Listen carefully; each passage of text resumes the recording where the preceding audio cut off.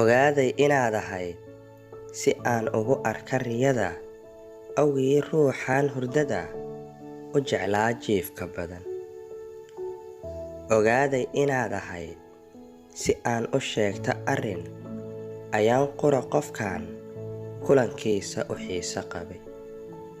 Ogaaday inaad ahayd si aan u ammaano jeer qofkan u ammaahan jiray afaf dhowra erayadood. Ogaaday inaad ahayd si uu xubbigu u siyaado aroor walba ruuxan ku salaami jiray ubax.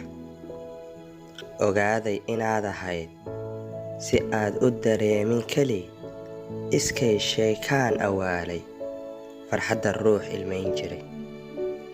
Ogaaday inaad ahayd si uu xiisuhu u ilaan qofkii u arrimin jiree dareenka u ahayd ehel. Ogaaday inaad ahayd si aan aayaha u gaadhno qofkii u adkaysan jiree arami u dulqaadan jiray.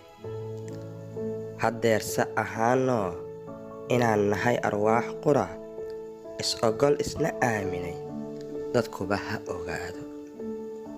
Intaan ifka joogno ayaan isma seegno jacaylkeenna iftiima waqiima irdhoobo.